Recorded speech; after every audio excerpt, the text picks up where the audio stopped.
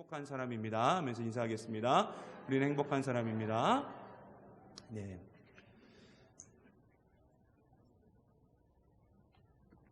오늘 이제 태초에 하나님이 이제 20번째 시간이고요. 창세기 10장을 지금 다루게 됩니다.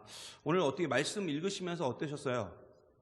조금 발음하기도 힘들고 이게 이름이야, 지명이야, 이게 어떤 나란 말이야 하면서 우리가 굉장히 좀 헛갈리기도 하고 저야 이제 여러 번 봤기 때문에 조금 이 발음들이 좀 익숙해졌는데 이게 몇 번 안 보신 분들은 이 발음하는 것도 좀 힘들고 어려운 부분들이 조금 있죠. 여러분, 세상에서 제일 따분한 책이 뭘까? 어떤 분들은 성경책이 제일 따분하다고 하시는 분들도 계시는데, 여러분, 세상에서 제일 따분한 책은 제 스스로 생각해 보기에 족보가 아닐까 싶어요. 족보. 그러지 않습니까? 족보. 왜냐하면 족보에는 여러분 집에 가정에 있는 족보책 하나만 봐도 거기에 특별한 것도 없고요. 사람 이름 쭉 나열되어 있고 이 사람이 관직을 뭘 했느니 언제 태어났고 언제 죽었느니 이 정도의 내용들만 좀 있지 별로 이렇게 족보가 이렇게 재밌는 책은 아닙니다.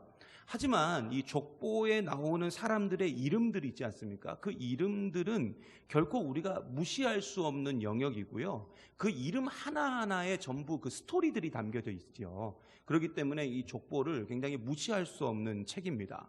여러분, 성경에도 사실 족보들이 많이 나와 있지 않습니까?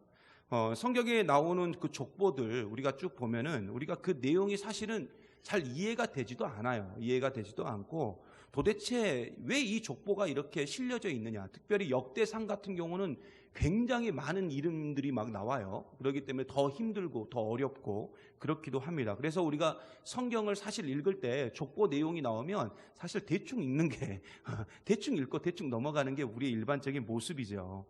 그러나 이 족보에 나오는 사람의 이름, 아까도 말씀드렸지만 그 사람의 이름 하나하나에 사실은 굉장한 스토리들이 담겨져 있고요. 아주 중요한 내용들이 감춰져 있다는 것입니다.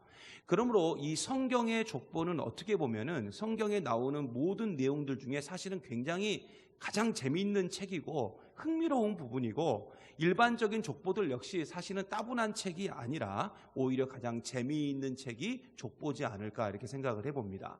여러분, 오늘 우리가 함께 본 창세기 10장, 이 10장은 우리가 흔히 그 제목을 잡으라고 한다면은 노아의 족보다 이렇게 부릅니다. 노아의 족보. 그래서 오늘 말씀 1절에 보면 이렇게 증거합니다. 우리 1절 말씀 한번 같이 한번 볼까요? 1절 말씀입니다. 같이 봅니다. 시작. 노아의 아들 셈과 함과 야벳의 족보는 이러하니라. 홍수 후에 그들이 아들들을 낳았으니. 아멘. 자, 보면 여기 아예 대놓고 뭐라고 나와요? 족보다 이렇게 나오죠. 이건 족보다 하고 나오는데, 족보는 히브리어로 톨레도트라고 부릅니다. 이전에 우리가 한번 지나가면서 살짝 보긴 했어요. 톨레도트. 근데 이 톨레도트라는 단어는 이 족보라는 단어에도 쓰이기는 하지만 성경에 보면 기원, 이건 아담의 기원이다. 이렇게 할 때 이건 아담의 후예이다. 후예, 계보, 자손, 이야기, 이런 말을 쓸 때 우리가 흔히 톨레도트라는 단어를 씁니다. 근데 이 톨레도트의 가장 어떤 정확한 의미를 찾아보라고 한다면 사실은 족보예요. 족보. 근데 오늘 이 노아의 족보는 우리가 이 말씀을 이렇게 쭉 보면서도 알 수 있고, 제가 오늘 이 유인물에도 크게 세 부분으로 나뉘어 놓기는 했지만은 이 크게 세 부분으로 나뉘어져 있죠. 왜냐하면은 노아의 아들의 총 몇 명입니까? 3명이죠. 셈, 함, 야벳으로 이루어져 있기 때문에 노아의 족보 역시 셈과 함과 야벳의 구분으로, 세 부분으로 크게 나뉘어져 있다는 겁니다. 오늘 이제 말씀을 보면은 처음에 이제 야벳이 등장을 하고 중간에 함이 등장을 하고 마지막에 셈이 등장을 해요. 근데 우리가 생각하기에 셈이 형인데 형이 먼저 등장해야지 왜 형이 마지막에 등장하느냐? 이유가 있습니다. 이 족보가 그냥 쓰여진 게 아니고 이 10장과 11장의 연결성을 두기 위해서는 셈이 뒤로 가야 돼요. 그리고 이 셈이 가장 중요한 인물이기 때문에 여러분 항상 그러잖아요. 우리가 냉면을 먹을 때도 사실은 냉면 먹을 때 뭐부터 먹어야 되냐면 그 계란 있지 않습니까? 그 계란부터 먹어야 되는데 사람 심리가 꼭 그걸 나중에 먹어요. 왜? 그냥 맛있어 보이니까. 그러니까 그런 것 같아요. 그러니까 중요하다고 생각하면 꼭 뒤로 이렇게 보내죠. 그래서 이 셈도 중요한 내용이고 또 11장과 연결이 돼야 되기 때문에 이게 지금 뒤로 이렇게 가 있는 것입니다. 먼저 누구부터 나오죠? 보니까요.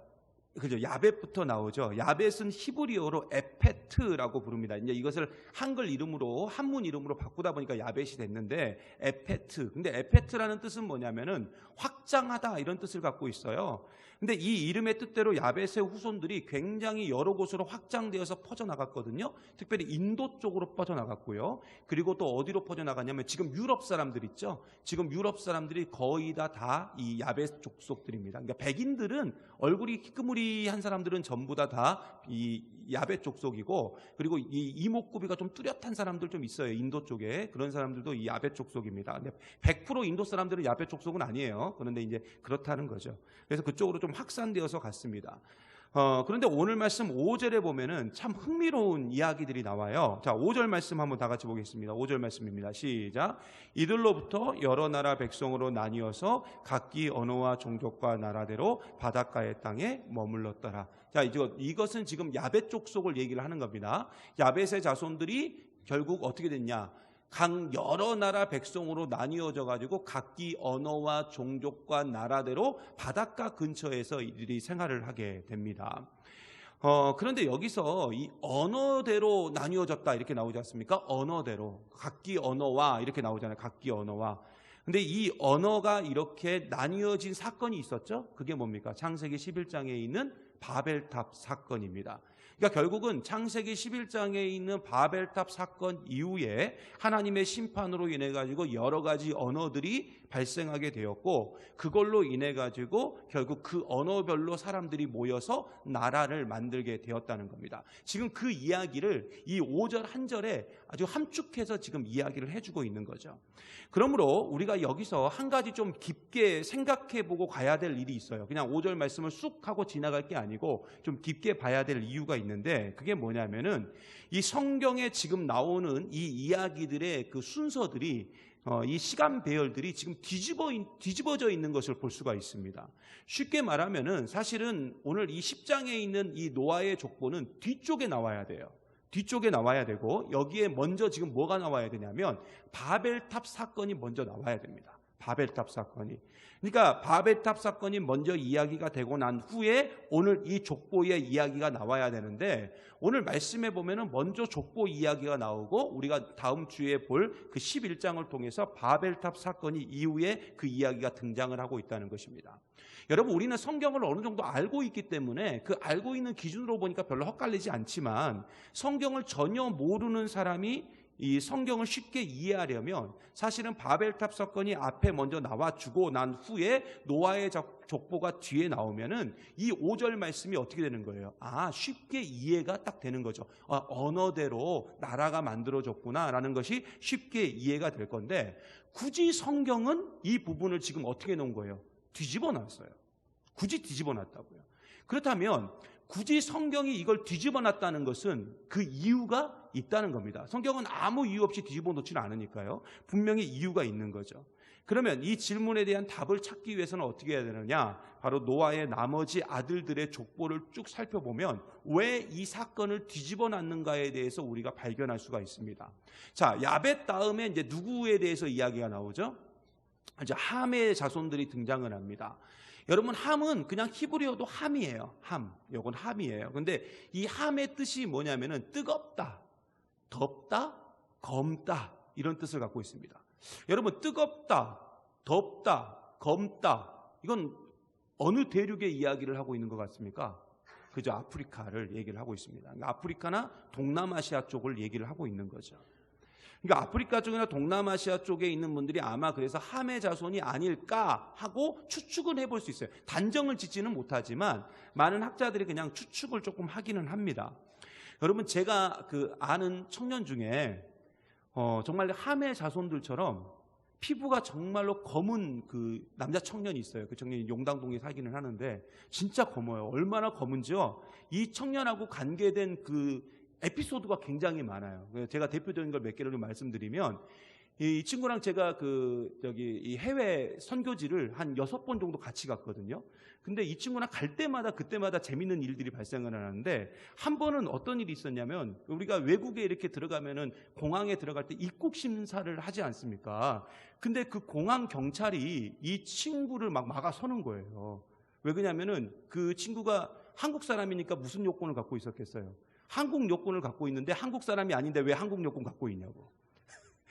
그래가지고 진짜 이런 일이 발생을 한번 했어요. 그래가지고 이제 설명을 해가지고 잘 넘어갔고, 이 친구가 진짜 얼마나 이 얼굴이, 제가 그래요. 너의 얼굴은 선교적 얼굴이다. 선교적 얼굴이다. 그래서 너는 선교사로 헌신을 해야 된다. 제가 말할 정도로 그렇게 얼굴이 시커먼데, 한 번은 제가 재미삼아서 이랬어요. 거기 이 동남아시아 쪽 선교를 갔는데, 거기 가가지고 제가 이제 그 현지인들을 쭉 이렇게 세워놓고, 그 친구도 같이 세워놓고, 거기 있는 아이들 보고, 자, 여기 한국 사람이 있으니까 찾아보라 그랬어요. 근데 아무도 못 찾아요.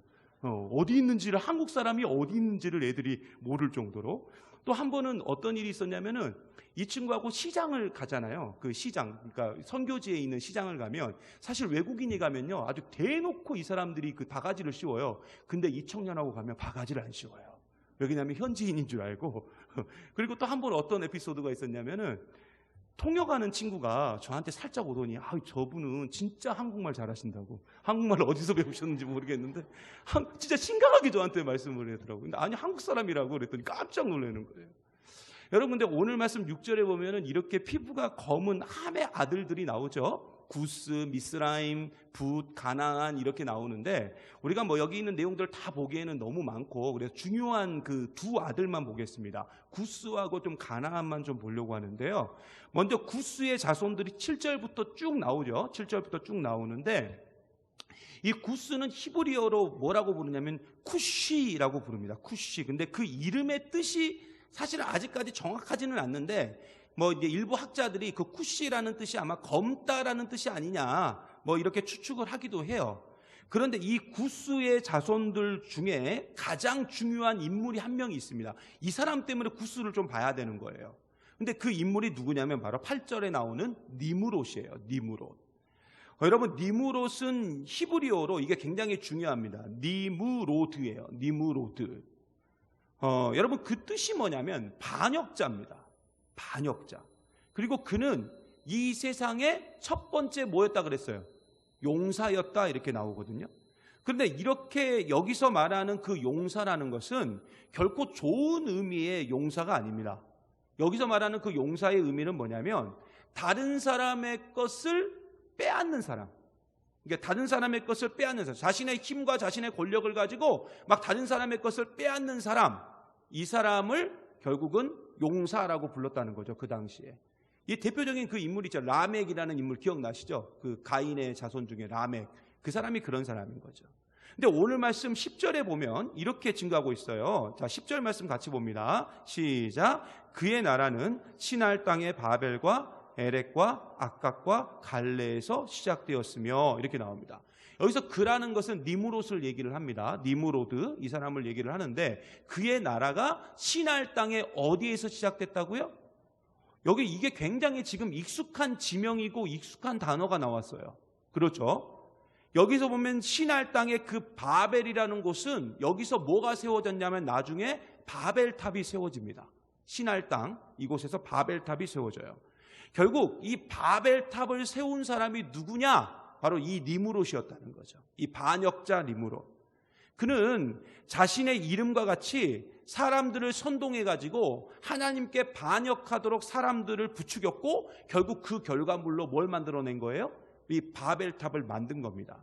그러면 왜 니므롯이 바벨탑을 만들었냐 하는 그 질문을 우리가 던져볼 수가 있는 거죠. 그 이유가 있어요. 그 이유가 뭐냐면은 사실 그 홍수 심판으로 인해 가지고, 그 홍수 심판 이전에 사람들이 다 물로 인해 가지고 다 흩어져 버렸잖아요. 그죠? 다 죽었어요. 전부 뭐 다 흩어져 버렸죠.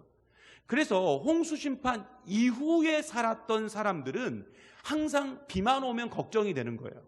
혹 홍수 날까 봐. 그리고 우리가 흩어질까 봐. 항상 걱정이 되는 거죠. 그래서 그 홍수에 대한 트라우마를 항상 안고 살았는데, 그래서 그들은 항상 머릿속에 무슨 생각을 갖고 있었냐면, 우리가 어떻게 하면 흩어짐을 면할 수 있을까 하는 그 고민 가운데 항상 살았다는 거죠. 그래서 그들이 흩어짐을 면하고 흩어짐을 면하고 그들의 이름이 하나님의 이름보다 더 높은 곳에 있게 만들어가지고, 당시 사람들은 자신들의 이름이 높은 곳에 있으면, 하나님보다 더 높은 곳에 있으면 하나님보다 더 높은 존재가 된다고 생각을 했거든요. 그래서 그러한 마음을 가지고 결국 뭘 쌓기 시작한 거예요? 바벨탑을 쌓기 시작한 거예요.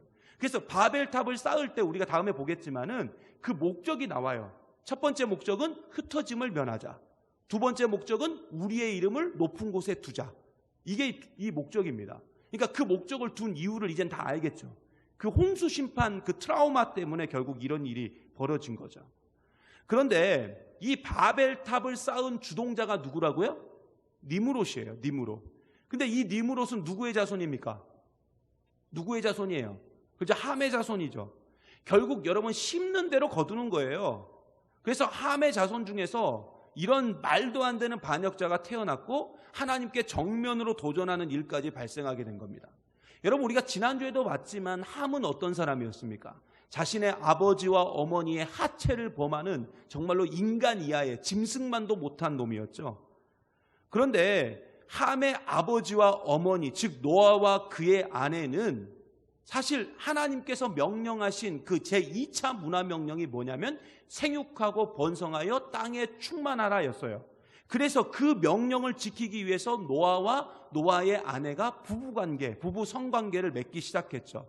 그런데 이 거룩한 자리, 이 성스러운 자리, 이 순종의 자리에 갑자기 누가 끼어든 거예요?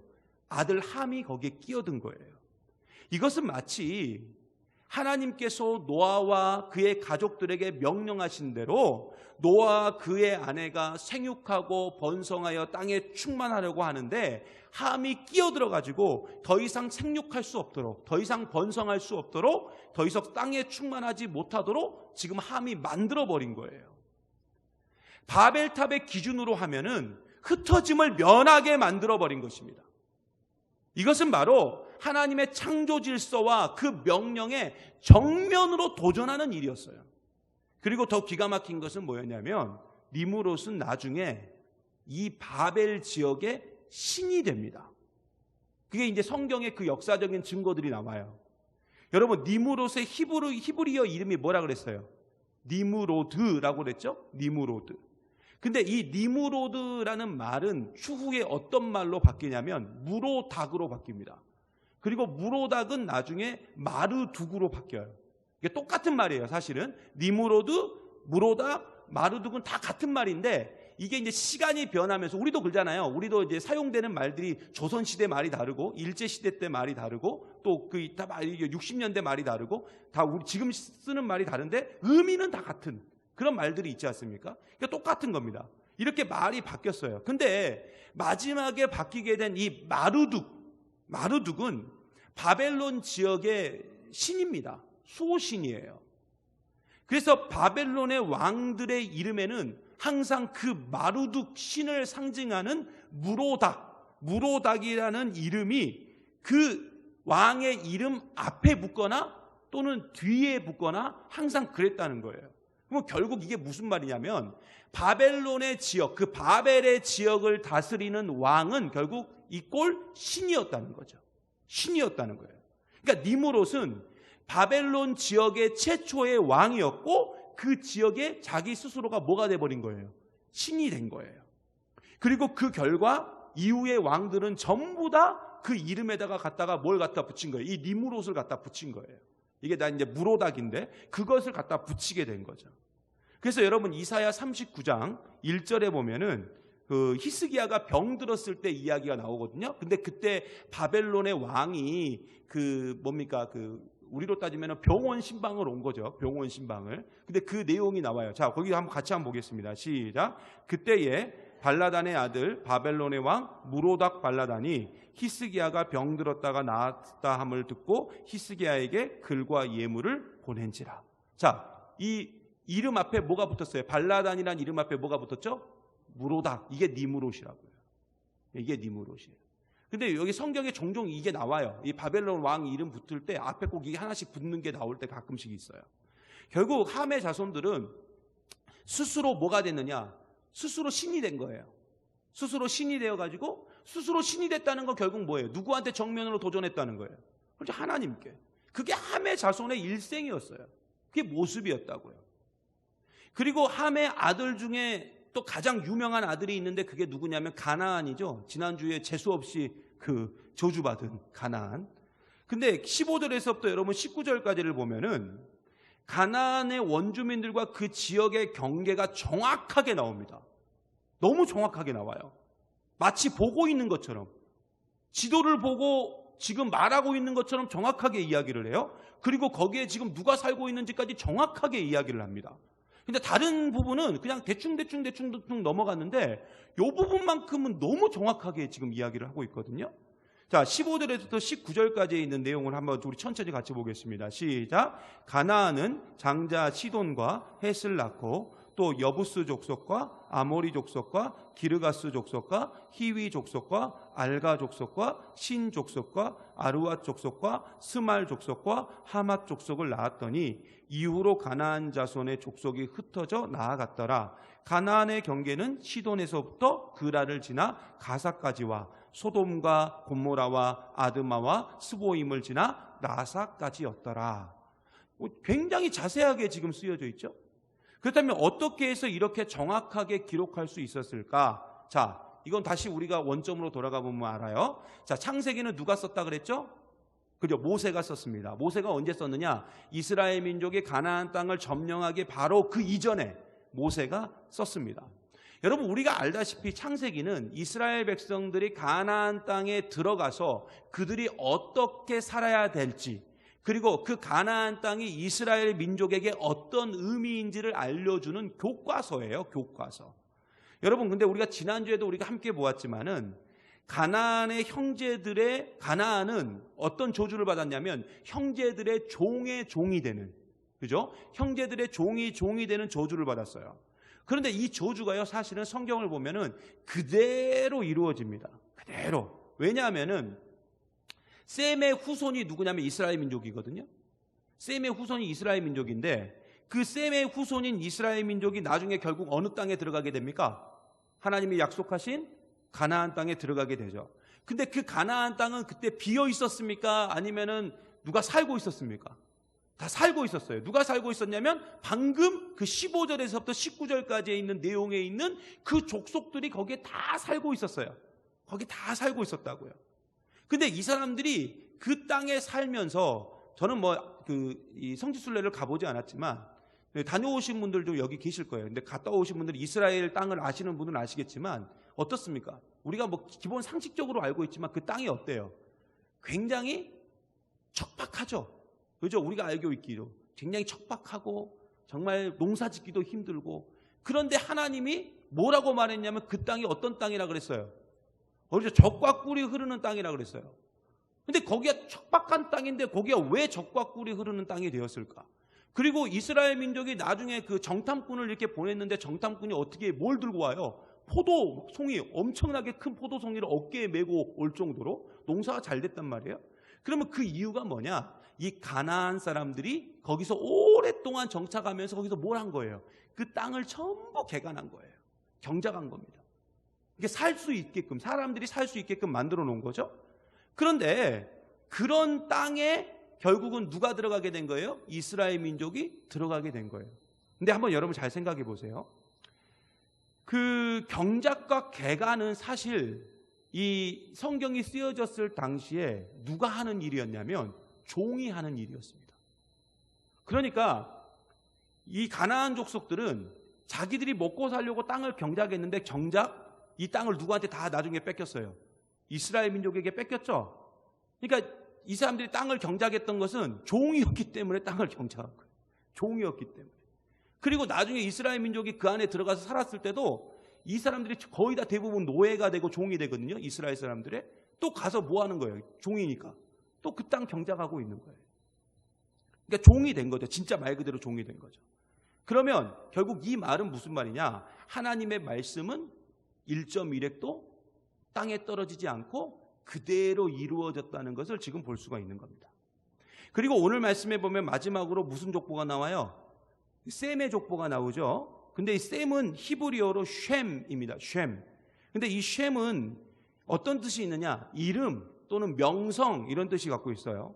근데 이것은 셈이 자신의 형제인 함과 야벳에 비해서 그 이름의 명성이 더 크게 될 것이다, 이런 뜻을 갖고 있는 거죠. 이러한 셈의 족보를 가만히 보면은 특별히 셈의 아들 중에 아르박삿이라는 사람이 있거든요. 근데 이 아르박삿에 우리가 좀 집중을 할 필요성이 있습니다. 왜냐하면은 가만히 보면은 이 셈의 족보를 가만히 보면은 이제 뒤에 11장에도 나오는 족보도 보면은 아르박삿을 살짝이 분리시켜 놔요. 살짝이 분리시켜 놓습니다. 왜 그러느냐? 자, 이유가 있습니다. 여러 가지. 일단은 우리가 25절 말씀 한번 먼저 보고 가겠습니다. 25절 말씀 같이 봅니다. 시작. 에벨은 두 아들을 낳고 하나의 이름은 벨렉이라 하였으니 그때의 세상이 나뉘었으며 벨렉의 아우의 이름은 욕단이며. 자, 여기서 보면은 아르박삿의 후손 중에 벨렉이라는 인물이 등장을 합니다. 근데 이 벨렉이라는 인물이 살았을 때 세상이 어떻게 됐다고 나왔어요? 그러면 이때 무슨 사건이 있었다는 거예요? 결국 바벨탑 사건이 있었다는 거죠. 이때 바벨탑 사건이 있었다는 거죠. 세상이 나뉘어졌다는 것은 결국은 사람들이 흩어졌다는 거예요. 그런데 우리가 창세기 10장과 11장을 보면 잘 알 수 있듯이 하나님께서 일부러 셈의 자손들을 살짝이 분리시킵니다. 그 중에 특별히 아르박삿 쪽을 살짝이 분리를 시켜요.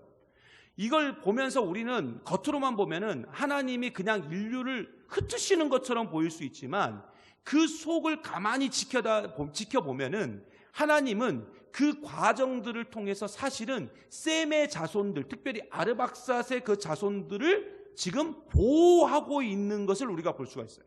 그들을 따로 이렇게 보호를 하시는 거예요. 분리시키는 거 자꾸. 그럼 왜 보호를 하셨냐? 결국은 우리가 11장에서도 보게 되지만 셈의 후손을 통해서 누가 왔느냐? 아르박삿의 후손을 통해서 누가 왔느냐? 아브라함이 오게 되고 아브라함을 통해서 이삭이 오게 되고 이삭을 통해서 결국 누구까지 이어지는 거예요? 예수 그리스도까지 이어지게 되는 겁니다. 그래서 하나님은 모든 인류를 흩으시면서 특별히 셈의 자손, 그중에서 아르박삿 자손들을 구분해서 그들을 보호해 주신 겁니다. 그리고 아브라함을 거쳐서 이삭을 거쳐서 결국 예수 그리스도로 이어지게 해서 온 인류가 구원받는 놀라운 은혜가 이 땅 가운데 임하게 되었다는 거죠.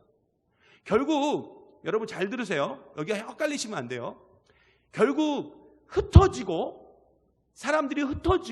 사람들이 나뉘어진 것은 바벨탑 사건을 통한 하나님의 심판이지만 실상은 우리를 향한 원래 하나님의 뜻이었다는 거예요.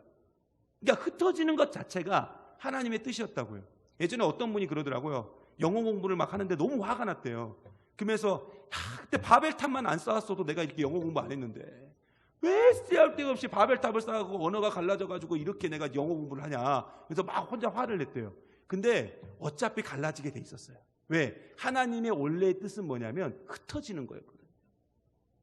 그러므로 여러분 다시 처음으로 우리가 좀 돌아가서 바벨탑 사건이 시간 정황상 원래 먼저 나오고 족보가 뒤에 나와야 되는데도 불구하고 그렇지 않고 이것을 확 뒤집어 놓은 이유는 뭐냐면은 인류가 흩어지고 나뉘어지게 된 것은 인간의 교만함으로 세워진 바벨탑의 결과물이 아니라 원래는 어떤 뜻이 있었느냐? 하나님의 창조의 계획이고 흩어지는 것이 하나님이 원하시는 선교적인 방법이었다는 거예요. 여러분, 하나님은 홍수 심판 이후에 분명히 노아와 그의 가족들에게 뭐라고 말씀하셨냐면 아담에게 했던 똑같은 명령을 하셨어요. 그게 뭐예요? 생육하고 번성하여 땅에 충만하라. 여러분, 그럼 충만해지려면 어떻게 해야 돼요? 흩어져야 돼요. 그런데 함은 이 사실을 받아들일 수 없었던 거예요. 흩어지기 싫었던 거예요. 그래서 결국 어머니와 아버지의 그 부부관계를 인정하지 않았던 거예요. 그리고 오히려 자신이 그 하체를 범하는, 아버지와 어머니의 하체를 범하는 중죄를 저지른 것입니다. 그리고 그의 후손들은 바벨탑을 쌓고 그들의 이름을 높이고 흩어짐을 면하려고 했다고요. 하지만 하나님은 그들의 언어를 결국 혼란스럽게 하셔서 강제적으로 흩어지게 하셨어요. 그러므로 여러분, 인류가 흩어지는 것은, 인류가 각 지역에 다 퍼져서 사는 것은 하나님의 심판 때문에 그렇게 된 게 아니에요. 무슨 말인지 아시겠죠? 그러니까 뭐 아프리카 사람들은 저주받아가지고 저 더운 나라가 산다, 그렇게 생각하시면 안 돼요. 이게 하나님의 뜻이었다고요. 흩어지는 게 하나님의 뜻이었다고요. 원래부터 하나님께서 인류를 통해서 하고자 하셨던 하나님의 뜻이 뭐냐면 흩으시는 거였어요. 그래서 인류가 흩어지는 것이 마치 바벨탑 사건의 저주로 이루어진 결과로 생각이 들까봐 노아의 자손들이 온 세계로 흩어지는 이야기들이 나온 족보가 먼저 짠하고 등장하고 뒤에 바벨탑 사건이 나온 거예요. 혼동할까봐. 결국 우리는 생육하고 번성하여 땅에 충만해야 되는 존재인 줄 믿습니다. 여러분 이거 꼭 기억하셔야 돼요. 더 쉽게 말하면 우리는 흩어져서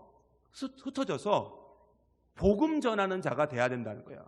하나님이 왜 생육하고 충만하여 땅에 번성하라, 땅에 충만하라 이렇게 말씀하셨냐면은 온 세상을 다 하나님 나라 만들라는 거예요. 온 세상을, 내가 만든 이 창조 세계를 전부 하나님의 나라로 만들어라 했는데 흩어지지 않는 거예요.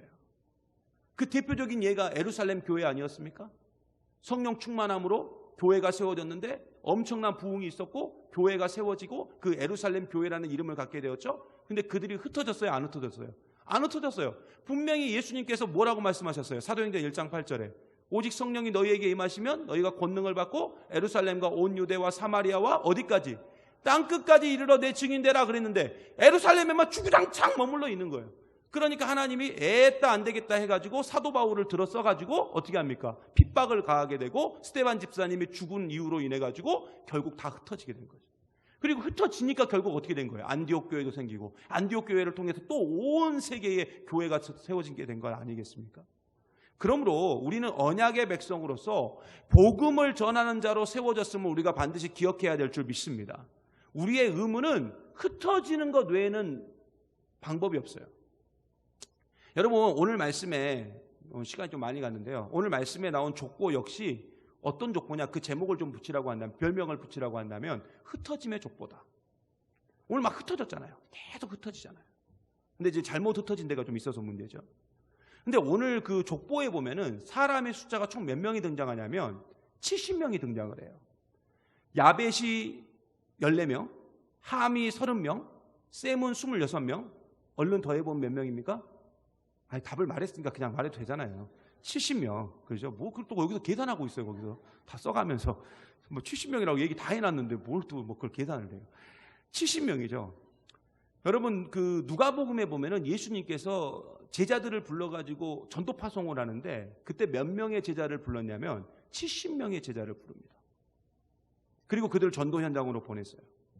여러분, 그 70명이라는 숫자는 이미 이 노아의 족보에 70이라는 그 70명의 숫자를 통해 가지고 우리에게 주는 교훈은 뭐냐면 70이라는 숫자는 결국 전 세계를, 온 열방을 의미하게 됩니다. 온 열방을.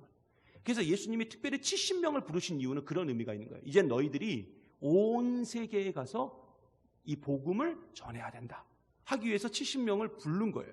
그리고 분명히 사도행전 1장 8절에 뭐라고 말씀하셨어요? 땅끝까지 이르러 내 증인이 되라 하고 가신 겁니다. 그러므로 오늘 말씀의 족보는 흩어지는 족보이고 흩어져야 되는 족보입니다. 이것은 홍수 심판의 결과도, 그리고 바벨탑의 결과도 아니었고 더 많은 영혼들이 주님 곁으로 돌아오기를 바라시는 하나님의 뜻이었다고요. 그러므로 우리는 항상 생육하고 번성하여 땅에 하나님을 믿는 자들이 충만할 수 있도록 어떻게 해야 돼요? 복음 들고 그 사명 가지고 내게 주어진 삶을 살아야 될 줄 믿습니다. 하나님은 결국 우리를 뭘로 부르셨냐면 전도자로 부르신 거예요. 그러므로 모이면 예배드리고 흩어지면 뭐 하는 거예요? 전도하는 그 삶을 우리가 살아야 된다고요. 비록 복음 전하는 거 힘들죠. 전도하는 거 힘든 거 다 압니다. 제가 왜 모르겠어요.